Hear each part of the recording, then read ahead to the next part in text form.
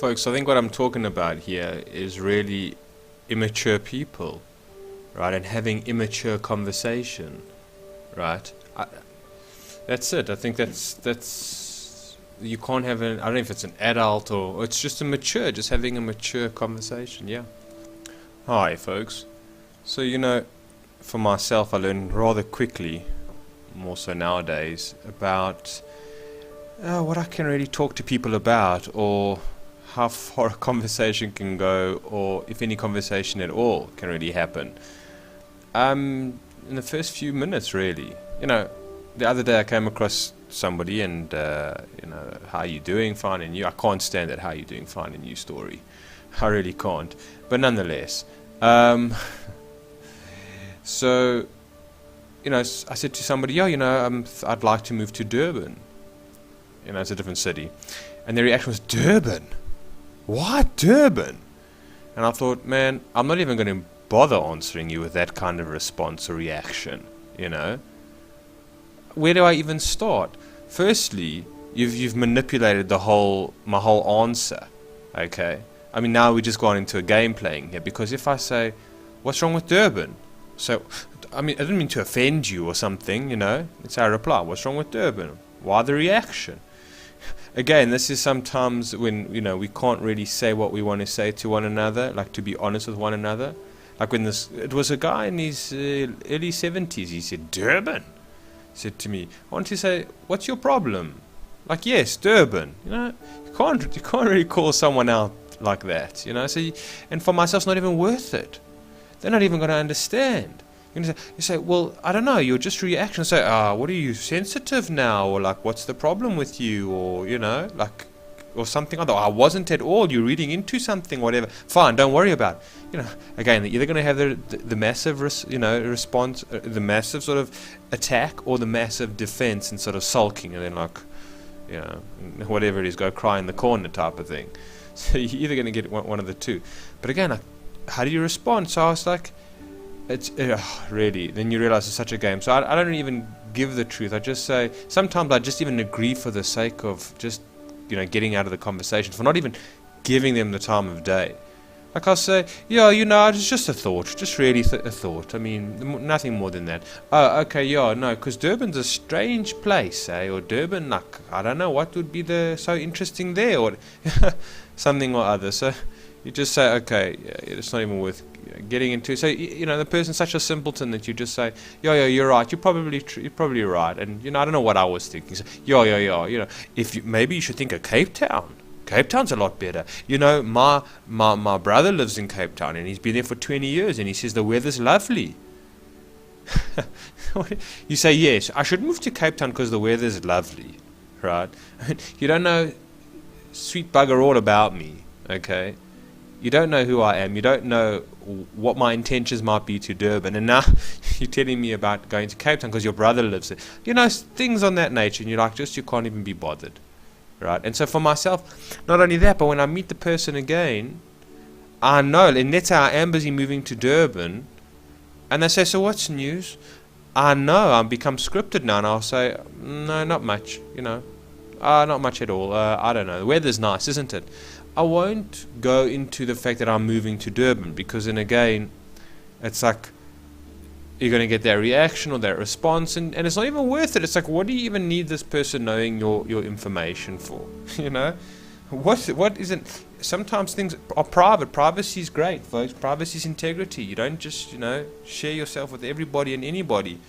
Okay, what you do is other people can belittle, and they can put you, whatever it is, they just your own experience, they can sort of throw cold water on it. It's terrible. Anyway, so that was the one thing. I was speaking to somebody else the other day. Let's just say her name is Michelle. Okay. In fact, it's not Michelle, but Michelle, and a friend of mine, Michelle's going on holiday, so I need to message her. It would be nice of me, Anyway, like this, I was speaking to Michelle, and I say, you know what, Michelle, one of the things I can't stand about the area that I live in is that there's constantly aeroplanes flying over my house. Like, it's just non-stop. And she says to me in her response, this really did happen, it wasn't Michelle. She said to me, but you know what, you also fly in the aeroplanes. And I was like, What do you say? You say, you know what, Michelle, you're right. You're right. I fly on the airplanes as well, so I'm to blame as well. I'm using them, so you know what? It doesn't justify my observation and my sort of dissatisfaction or discomfort, I would say, or unpleasantness of having airplanes fly very, very low right over my house constantly, and helicopters and things like that. You're right. So I fly on the airplane, so I should just shut up. You're right. I have nothing to complain about. Not only that I'm complaining, I'm just talking about it. I get annoyed about it. Okay? So something like that. Another thing that I find with certain people, let's say I was talking to Michelle, and let's say we're talking about Dan. Okay? And we both agree in that moment that Dan's a real, a-hole. Side note, folks, I don't know why a lot of the insults that we call one another are private parts. He's a dick, alright? Or she's the C word. Or he's an asshole. There's many of it. There's many. I just noticed how many insults, or the P word, women's private parts. Oh, you don't be such a... It's like, it's amazing how we insult each other. It's pathetic. Mudslinging, type of whatever kind of behavior that we use in order to insult one another. Just watch a movie and see how many times, I can't think of all the creative, whatever it is, I'm saying come up with all the other terms, but just see how many words that are used for private parts that we sort of sling at one another and we insult each other by. Alright, why private parts? For crying out loud, that's part of the anatomy, I tell you. Anyway, so what was I saying now? Coming back. So, let's say myself and Michelle, we're talking about Dan, and we've agreed that Dan's a bit of an a-hole, okay? And and then a bit further in the conversation, I realized Michelle changes her mind, and she says, but you know what? Dan did give me a Christmas present last year, so he's actually not a bad guy. Now, first of all, what's going on there? On the one hand, it's okay, fine, you can change your mind about Dan. Okay? But also I want to add as well, maybe the next day you're talking about Dan. You see, because maybe it's a bad example. I'll give you the real example, just now, but in a moment. The thing is that also, like, sometimes people weigh up, it's like, well, Dan gave me a Christmas present last year. Yeah? It's like people say, oh, my boss is an asshole, whatever it is. But no, maybe he's not, because maybe, he did actually give me a bonus last year, right? They cherry pick something, and and it's very hard to have a reasonable conversation with some people. Like, let's say if I'm talking about politics, which I don't. Let's say I'm talking about South African government, and people will be like, we'll be talking about the fact that there's so much corruption, but they'll say, yes, but at least it's not apartheid. And I'll say, yes, that's true, of course, that's fantastic, but you can't have a discussion, you can't be reasonable. You just realize it's just also, again, you can't meet on the same terms, or you can't really have a reasonable discussion or understand each other. But what I'm saying is that this is what I found with someone named Michelle. Was the day before we were discussing, it's hard to get into the whole detail of it because it's quite long-winded, but it's about this guy who's part of an NGO, and we speak about him often, how corrupt he is. But I find with Michelle, on some days she takes his side and some days she's not, depending on her mood. Have you noticed that, folks? Like, sometimes, depending on people's moods, which way they're going to swing. Like I'm saying in conversation. Sometimes they're in a good mood, and whatever you say, whatever you're talking about, they agree with you, or they're on the same page as you. And this is not about for people to agree with me. But what I'm saying is that, like, let's say with Michelle, the day before we spoke about this NGO guy, okay? And we understood to one another that we're on the same terms, that he is a piece of shit. It's funny, there we go, we refer to each other as feces. Anyway, so like we agreed, or whatever, he's corrupted and he's just not a nice, cool guy. But then the next day, Michelle's in a bad mood, and now she's saying, you know what, I've actually thought about it, he's actually a good guy, and I really feel bad about speaking about him that way, And you see people completely based on emotions. Like, if they're having an emotional day, or I don't know, you see, and you realize it's like, okay, you can't have a civil conversation, you can't have a reasonable conversation with certain people, right? You can't be, right? And they're not consistent, all right? And they don't discuss the points at hand. Anyway, so these are just some. I should have written down a lot more points before I got into this talk.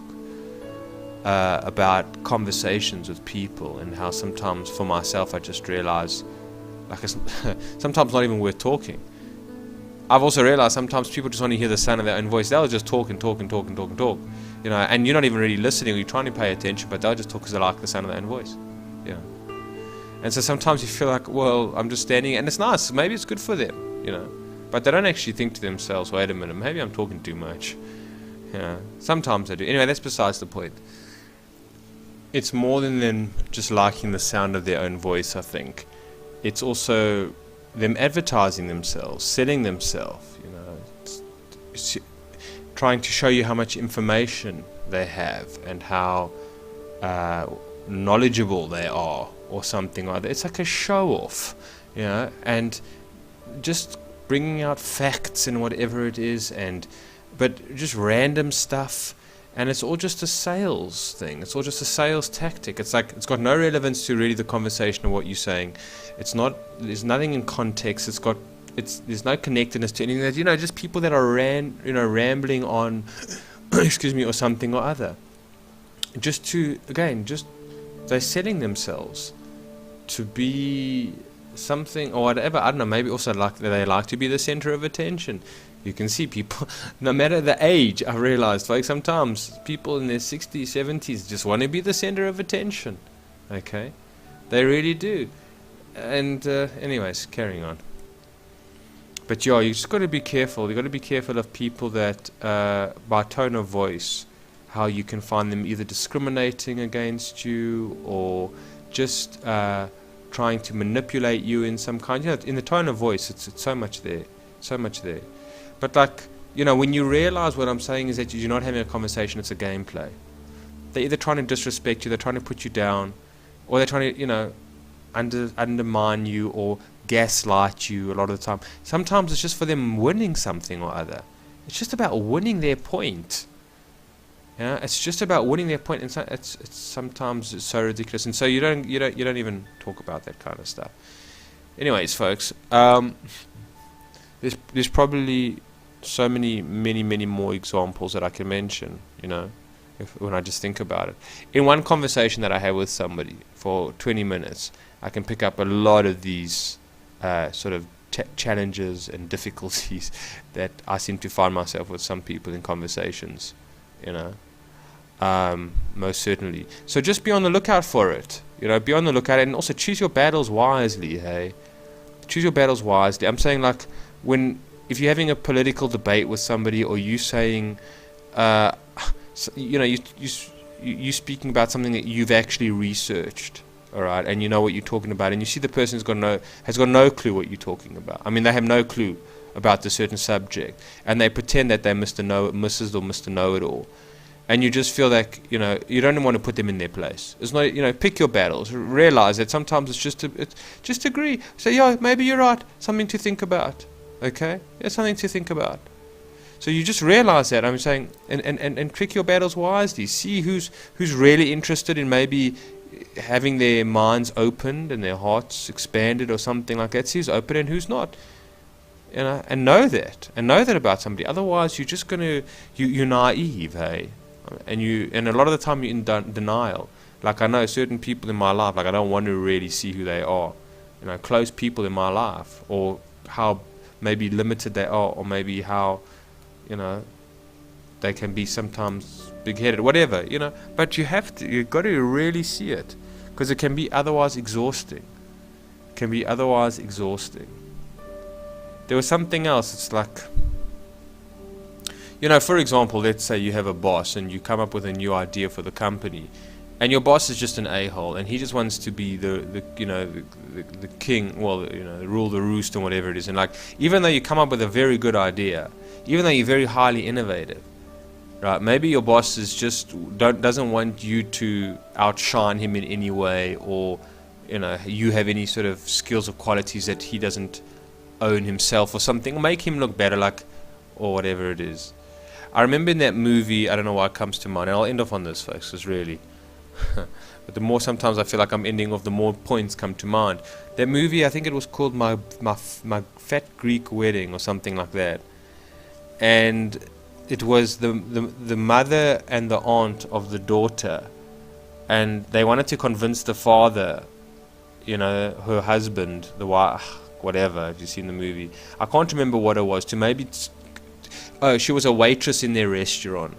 And the mother and aunt wanted to convince the father who owned the restaurant, or this Greek restaurant, that she should maybe start, get into flight attendant, or something, or become a receptionist rather. But they find that the man would have said no to anything because it wasn't his idea in the first place.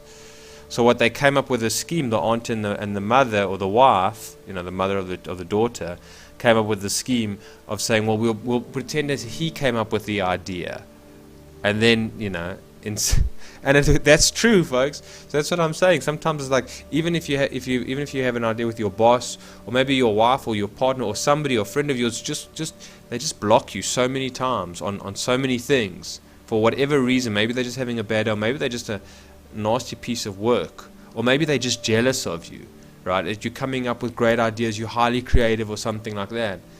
Maybe you paint something and it's beautiful and you know that it's good, and you make a piece of music and you know that it's good, but you suspect and intuitively feel that person is going to put you down, is going to block you because they're unhealthy or whatever it is, they're jealous, or they want to be the king, or they whatever it is, for all those other reasons. And so you realize and you say, okay, it's not worth it. I mean, but not to put yourself down, not to say and value yourself in accordance to their opinion or their feedback or something like that. It's not worth it. It's absolutely not worth it. Ending off on this, folks, it's like, who should you respect, or who should you get guidance from, or who should can teach you? But I mean, we all teach each other all the time. But I'm saying on certain lessons on life, if it's somebody that you respect and somebody that you look up to, right? I find that somebody that you can sort of take advice from, or take their experience or something like that from. Got to be very careful. Somebody, just because they're 70 years old, like this gentleman I was saying about Durban, he's not the kind of guy for me to seek any kind of advice from or guidance whatsoever. So, but he is an older gentleman, and I'm afraid to say how few people, I mean, I'm 37, but like how few people in their later years in life, I'm saying over the age of 50 even, that I can seek guidance from, like real guidance and insight from. And it's terrible when I go to them with an emotional situation, and I really want them to be sensitive, and they're childish about it, or they don't see where I'm coming from, or whatever it is, or they give me sort of an answer that I don't even think about because they just feel like, oh, I'm like Google now, somebody's asking me a question or something or other, it becomes grandiose, those kind of things. So just be wary, folks, of the people, and don't sell yourself short, and pick your battles wisely in conversations with people. Alright, we'll end up on that for now, folks. Appreciate you taking the time. Be well.